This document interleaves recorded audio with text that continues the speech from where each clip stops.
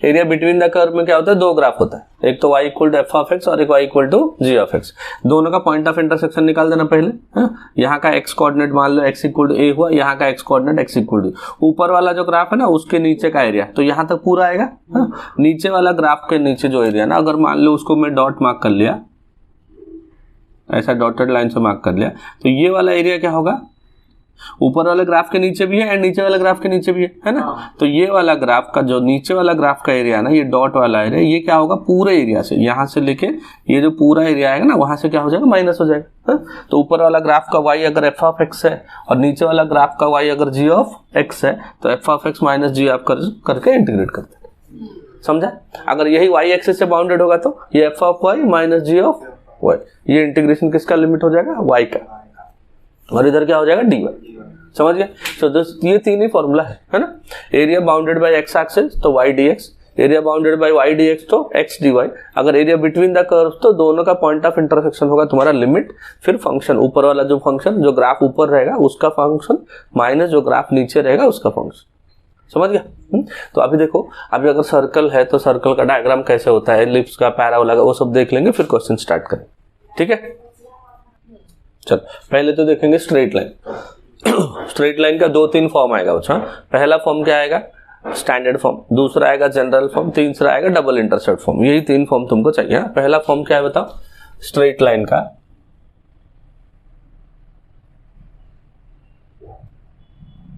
ये पहला कर्व है, स्ट्रेट लाइन का standard form.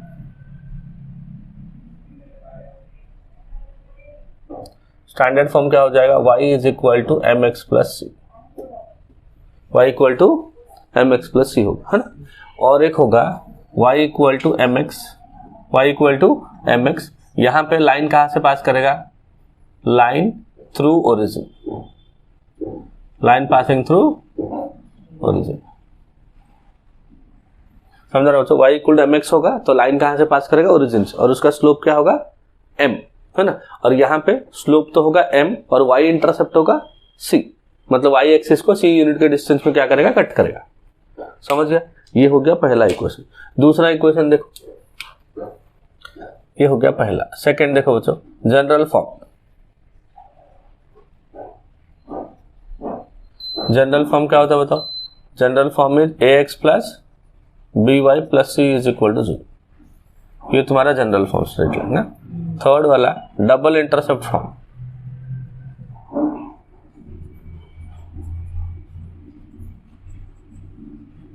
Double intercept form क्या होता है, x by A plus Y by B equal to 1। ये लाइन कैसा दिखता है, देखो लाइन ऐसा होता है ना।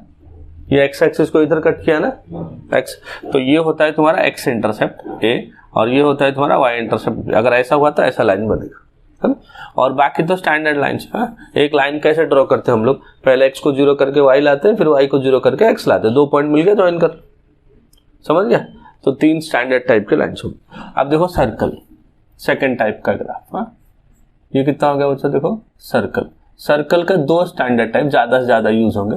पहला देखो, अगर सेंटर होगा h, k, सेंटर क्या होगा बच्चों, h, k, एंड अगर रेडियस r हुआ, रेडियस क्या हुआ, r हुआ, तो सर्कल का इक्वेशन क्या होता है, इक्वेशन ऐसा होता है कि x माइनस h का whole square plus y minus k का whole square is equal to r square. ये सर्कल का इक्वेशन है। जब सर्कल का सेंटर क्या होगा बच्चों, h, k, सेंटर कोऑर्डिनेट दिया रहेगा h, k, एंड रेडियस क्या दिया रहेगा r, तो ऐसा होगा सर। अगर स्टैंडर्ड सर्कल बोलोगे, हाँ, सेंटर अगर 0,0 होगा एंड रेडियस अगर r हुआ, है ना, सेंटर क्या होगा 0,0, रेडियस r, तो इसका इक्वेशन ऐसा होता है कि x square plus Y square is equal to r square.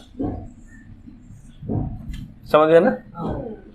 Centre अगर h, k हुआ, रेडियस r हुआ तो ये, अगर सेंटर क्या होगा 0,0, रेडियस r हुआ तो ये। फिर देखो तीसरा टाइप का ग्राफ, पैराबोला। ये सब हम लोगों ने 11th में पढ़ा था। y square is equal to 4ax। अगर ऐसा हुआ तो ग्राफ अपना कैसा होता है बच्चों, ये पैराबोला होता है ना, ये होता है पैराबोला, है ना। इसका फोकस यहाँ पे होता है, फोकस यहाँ पे होता है एस ए कॉमा 0, है ना। और फोकस से पास करने वाला जो लाइन होगा, जो एक्सिस को परपेंडिकुलर हो, इसको बोलते हैं लेटस रेक्टम। क्या बोलते हैं बच्चों इसको? Latus rectum. और ये a,0 है, तो बराबर a यूनिट के डिस्टेंस में ये जो लाइन आएगा इसको बोलते हैं डायरेक्ट्रिक्स। क्या बोलते हैं इसको? डायरेक्ट्रिक्स। और ये पॉइंट हो गया तुम्हारा वर्टेक्स। ये क्या होता है? समझ गया ना। तो अगर y² इक्वल टू 4x हुआ तो फोकस क्या होगा? a,0, एक्सिस क्या होगा? x एक्सिस, है ना। और लेटस रेक्टम ये होगा x equal to a, directrix ये होगा x इक्वल टू -a। इसका इक्वेशन क्या है बच्चों? इसका इक्वेशन हो गया x is equal to a, और इसका इक्वेशन हो गया x is equal to -a। इसका इक्वेशन क्या हो गया बच्चों? x इक्वल टू a, और इसका हो गया x इक्वल टू -a। समझ गया? ये हो गया y² इक्वल टू 4x। अब देखेंगे अब दो, ये 0,0 हुआ, ये फोकस हो जाएगा, ये लेटस रेक्टम हो जाएगा, और ये डायरेक्ट्रिक्स हो जाएगा। समझ गया बच्चों? याद रखो शेप कैसा होता है, y² equal to 4x and y² equal to -4x। Minus होगा तो पैराबोला लेफ्ट में होगा, प्लस होगा तो पैराबोला राइट में। अगर x² is equal to 4ay हुआ, तीसरा टाइप, तो पैराबोला अपवर्ड होता है, ऐसा होता है उस पैराबोला। अगर सिमिलरली फोर्थ वाला x² इक्वल टू -4ay हुआ तो पैराबोला क्या होता है बच्चों? डाउनवर्ड। समझ गया? 4 शेप याद रखना, y² इक्वल टू 4x ये, y² इक्वल टू -4x ये, x² 4ay, x² equal to -4। ये सबका वर्टेक्स कहाँ पे है बच्चों? 0,0। सबका वर्टेक्स कहाँ पे होता है? 0,0। वर्टेक्स अगर h, k हो गया तो थोड़ा बदल जाएगा। वर्टेक्स अगर h, k हो गया और तो फिर ये ऊपर चला जाएगा, है ना, या तो ये थोड़ा ऊपर चला जाएगा, ये ऊपर हो जाएगा, ये नीचे ऐसा हो जाएगा, हाँ वर्टेक्स। बट एक्सिस क्या होगा? एक्स एक्सिस नहीं होगा, कोई एक लाइन होगा जो एक्स एक्सिस को पैरेलल होगा। समझ गए? देखो बच्चों, वर्टेक्स अगर h, k हुआ, वर्टेक्स क्या होगा? h, k and axis parallel to X axis. देखो बच्चों, vertex h, k, axis parallel to X axis. तो देखो एक्सिस अगर एक्स एक्सिस, ये तुम्हारा एक्स एक्सिस है ना। वर्टेक्स अगर h, k हुआ तो कहां पे होगा बच्चों? ये तो 0,0 है ना, h, k तो इधर किधर होगा? h एंड k, है ना। ये पॉइंट हो गया, ये h है और ये k है, तो यहाँ पे अब एक्सिस आ जाएगा। एक्सिस तुम्हारा यहाँ पे आ जाएगा, है कि नहीं? एक्सिस यहाँ पे आ जाएगा, और पैराबोला का वर्टेक्स इधर है तो ऐसा हो जाएगा, है कि नहीं? ये हो गया तुम्हारा। देखो वर्टेक्स h, k हुआ, एक्सिस, तो यूजुअली क्या होता है इक्वेशन ऐसे टाइप का, y² इक्वल टू 4x होता है ना, है कि नहीं? अब x के जगह पे क्या हो जाएगा? x माइनस h, और y के जगह पे क्या हो जाएगा? y minus k। समझा बच्चों? तो y², है ना, ऐसा होगा। अगर माइनस होगा इधर तो इस साइड आ जाएगा। समझा कि नहीं? सिमिलरली अगर वर्टेक्स हुआ तुम्हारा h, k, वर्टेक्स क्या हुआ? h, k and axis parallel to y axis, axis parallel to y axis. अगर y एक्सिस को पैरेलल हुआ तो देखो ये y एक्सिस है और ये x एक्सिस है। समझा कि नहीं? ये h, k, ये वर्टेक्स हो गया, तो ऐसा हो जाएगा एक्सिस, ये एक्सिस हो गया ना जो y को पैरेलल हो गया, ये y है और ये x है, और पैराबोला तुम्हारा कुछ ऐसा बन जाएगा। समझा?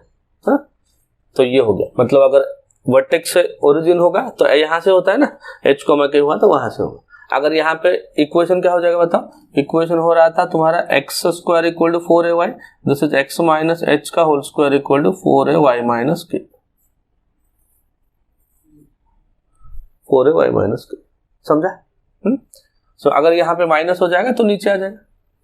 अगर x² इक्वल टू -4ay हो जाएगा तो पैराबोला क्या हो जाएगा? जो ऊपर गया है वो नीचे आ जाएगा। समझ गए? अब देखो एलिप्स, एलिप्स का दो इक्वेशन है, हालांकि तुम्हारे बुक में एलिप्स के क्वेश्चंस नहीं है, फिर भी x² upon a² plus y² upon b² equal to 1 होगा। अगर यहाँ पे a ग्रेटर देन b हुआ, क्या हुआ? a ग्रेटर देन b हुआ तो तुम्हारा एलिप्स कैसा होता है? ऐसा होता है ना, ये लेंथ a होता है और ये लेंथ क्या होता है? b, ऐसा होता है। सिमिलरली अगर x² upon a² plus y² upon b² equal to 1 होगा, but b greater than a होगा, क्या होगा बच्चों? b ग्रेटर देन a होगा, तो ऐसा ऐसा होगा। ये बी हो जाएगा और ये ए हो जाएगा, तो बी मॉडल है। समझा? हाँ, तो इतने ग्राफ आपको चाहिए, लाइन का, सर्कल का, पैराबोला का, और इसके तो क्वेश्चंस दिए नहीं है। समझा? देखो बच्चों, exercise 5.1, find the area of the reason bounded by the following curves x axis and the given lines. क्या क्या दिया है समझा? Find the area of the reason bounded by the following curve. Curve एक है, हाँ, एक्स एक्सिस है, किससे बाउंडेड है? एक्स एक्सिस से, और जो लाइन दिया है उससे। हाँ, तो देखो पहला क्वेश्चन क्या दिया आपका, y is equal to 2x, कितना दिया होता है? y equal to 2x, x is equal to 0 and x is equal to 5। आप बताओ, कुछ करने की जरूरत है क्या इसमें? ग्राफ कैसा दिखेगा कोई बताएगा? y इक्वल टू mx है ना, देखो ध्यान से, y इक्वल टू mx है, मतलब ये तो स्ट्रेट लाइन का ग्राफ है ना, तो और कहां से पास करेगा? ओरिजिन से, क्योंकि c का वैल्यू 0 है, तो क्लियर एक ग्राफ बना दो, है ना, नहीं भी बनाओगे तो भी चलेगा। हाँ, y इक्वल टू mx हो गया बच्चों, y इक्वल टू mx हो गया। हाँ, अब x यही है ना, ओरिजिन से पास करेगा। हाँ, चलो y x equal to 0 and x equal to 5। x equal to 0 मतलब क्या है? y एक्सिस से खुद, अरे y एक्सिस पे x इक्वल टू 0 होता है ना, तो यहां से लेके x इक्वल टू 5 यहाँ पे एक लाइन बना दो, x इज इक्वल टू 5, और ये जो लाइन है ना बच्चों, यही लाइन है तुम्हारा x इज इक्वल टू 0। समझा? ये लाइन है ना x equal to 0, x equal to 0 मतलब क्या है? y एक्सिस होता है, x इक्वल टू 5 मतलब ये लाइन हो गया। अभी कर्व के नीचे किस किस से बाउंडेड बोल रहा है? कर्व से बाउंडेड, लाइन से बाउंडेड, और ये दोनों लाइन से बाउंडेड है, तो मतलब कौन सा एरिया मिलेगा बच्चों? मिलेगा ये वाला एरिया। हाँ, इतना एरिया हम लोग को मिलेगा। ठीक है, तो फॉर्मूला क्या बताया था मैंने? देखो, area is equal to integration a to b। a मतलब क्या है? x इक्वल टू 0, b मतलब x equal to 5, y into dx, y into dx। Therefore integration 0 to 5, y कितना बचा? 2x ना, 2x इंटू dx। समझ गया? हाँ, सो 2 को आगे कर लिए, 2 कांस्टेंट है, आगे कर लिए, x का इंटीग्रेशन हो गया तुम्हारा x स्क्वायर बाई 2, लिमिट क्या हो जाएगा बच्चों? 0 से लेके 5, तो 2 2 कैंसिल हो गया, x को 5 लिखा, 5 का स्क्वायर, फिर x को 0 लिखा, 0 का स्क्वायर, 5 का स्क्वायर 25, 0 का स्क्वायर 0 है, 10 स्क्वायर यूनिट्स। समझा? सबको समझा बच्चों? कुछ था ही नहीं इसमें, एकदम सिंपल था, है ना। और एक तरीके से भी कर सकते हो, बताओ। हाँ, आप देखो बच्चों, ये लाइन का इक्वेशन क्या है? ये लाइन का इक्वेशन क्या दिया तुमको? ध्यान से सुनो, y is equal to 2x, अरे दिया है क्या? हाँ? और ये लाइन का इक्वेशन क्या है? ये लाइन का x इक्वल टू 5 ना, तो ये पॉइंट कैसे आएगा बच्चों? ये पॉइंट इसका और इसका इंटरसेक्शन है, अरे है कि नहीं? इंटरसेक्शन कैसे लाते हैं? दोनों का साइमल्टेनियसली सॉल्व करते हैं। किस किस को सॉल्व करोगे? इसको और इसको। क्लियरली सोच के बताओ मेरे को कितना आंसर मिलेगा। अगर x को मैं 5 रख दूं इधर, 2 इंटू 5 क्या हो जाएगा? 10, अरे हो जाएगा 10। मतलब ये जो पॉइंट है इसका कोऑर्डिनेट कितना हो गया बच्चों? 5, 10। अरे हाँ कि ना बताओ, x का वैल्यू 5, y का वैल्यू 10 होगा, ऐसा होगा ना पक्का? आप मुझे बताओ, ये लेंथ क्या है? 5 है क्या? ये लेंथ क्या है? 10 है ना? अरे ये 10 है ना, 5, 10 है, तो ये 5 है, ये 10 है। अब ये एक ट्राइंगल है क्या? अरे ट्राइंगल है क्या? ट्राइंगल का एरिया क्या होता है बच्चों? ट्राइंगल का एरिया होता है half into base into height. अरे होता है ना ऐसा? 2 से कट कर दोगे तो क्या हो जाएगा? 5 हो जाएगा। 5 इंटू 5 क्या हो जाएगा? 25, half into base into height. समझा क्या? तो ये सीईटी में कर लेना ऐसा, सीईटी में ऐसा कर लेना। हाँ? और अगर बोर्ड वाला मेथड है तो ऐसा, बोर्ड में ऐसा नहीं कर देना, गुल हो जाएगा एकदम से। समझ गया ना? ट्राइंगल दिख रहा है तो तुमको इजीली हो जाएगा। एरिया वेरिया इंटीग्रेशन कुछ करने की जरूरत नहीं है ना। खाली अगर ढंग का ग्राफ बना दिए, पॉइंट लेके आगे, तो बेस मिल गया, हाइट मिल गया, सीधा हो जाएगा आंसर। समझ गया? सेकंड क्वेश्चन बता।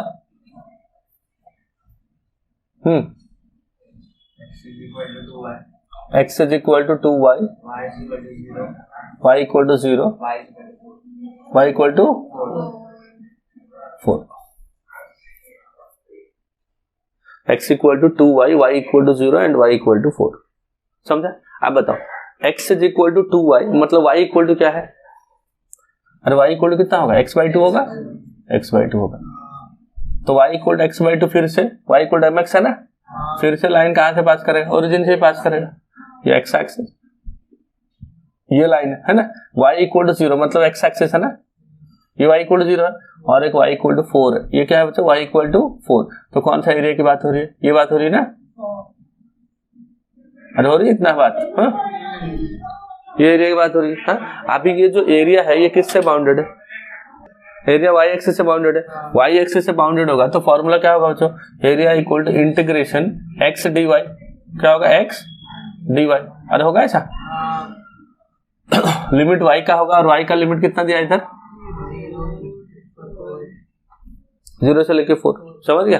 अब इक्वेशन से देखो मेरे को x का वैल्यू क्या है 2y ना, तो इंटीग्रेशन 0 to 4 x के जगह पे 2y इंटू dy लिखो, 2 कांस्टेंट है बाहर लेके आ गया और y का इंटीग्रेशन हो गया मेरा y²/2 with in the limit कितना होगा 0 से लेके 4, 2 कैंसिल हो गया, y को 4 लिखा तो 4 का स्क्वायर, 0 लिखा तो 0 का स्क्वायर, 4 का स्क्वायर हो गया 16 square units.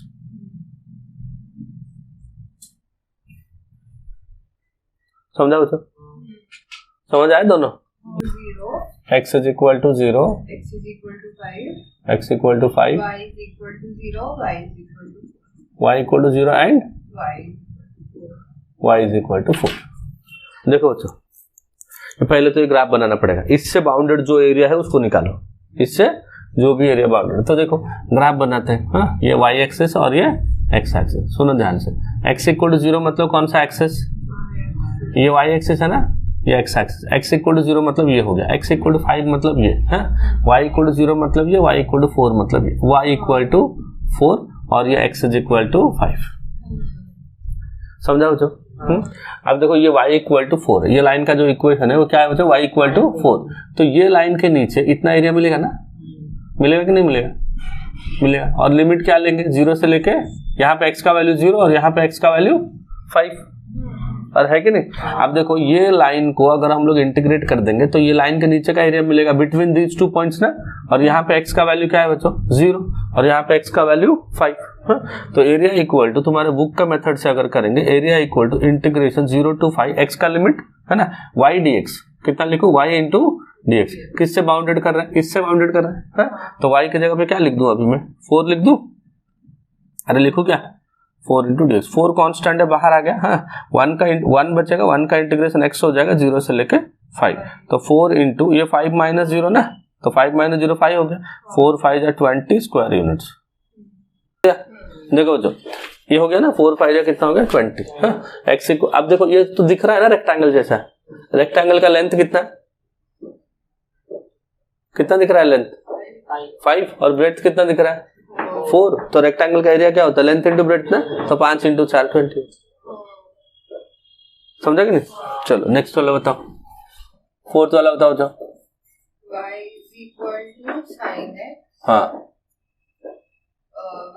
x is equal to 0, हाँ x is equal to 5/2, 5/2, ये तो एरिया कितना होगा बच्चों, इंटीग्रेशन 0 to 5/2 y dx होगा ऐसा, हाँ साइन एक्स का ग्राफ पता है ना बच्चों, बताएगा साइन एक्स का ग्राफ ऐसा होता है ना, ऐसा जाता है और आ गया, ये 0 है और π/2 पे क्या होता है वो 1 होता है, 5 पे क्या होता है 0 हो जाता है, 3π/2 पे -1 होता है, फिर 2π पे 0 हो जाता है, ऐसा है ना। तो 0 to π/2 मतलब ये एरिया पूछा है इसके अंदर का, है ना, यहां से यहां तक का इतना एरिया पूछा है, तो y क्या है साइन x है, तो इंटीग्रेशन 0 to π/2 y के जगह पे क्या लिख देंगे sine x into dx। Now what is the integration of sine x, sine x का इंटीग्रेशन होता है माइनस cos x, माइनस को मैंने बाहर रख दिया cos x एंड 0 से लेके π/2 है ना, तो माइनस ऑफ पहले x को π/2 लिखो और cos π/2 0, माइनस x को 0 लिखो एंड cos 0 क्या होगा 1, तो 0 - 1 हो गया -1, आगे के माइनस की वजह से +1, ये होता है आंसर। समझा?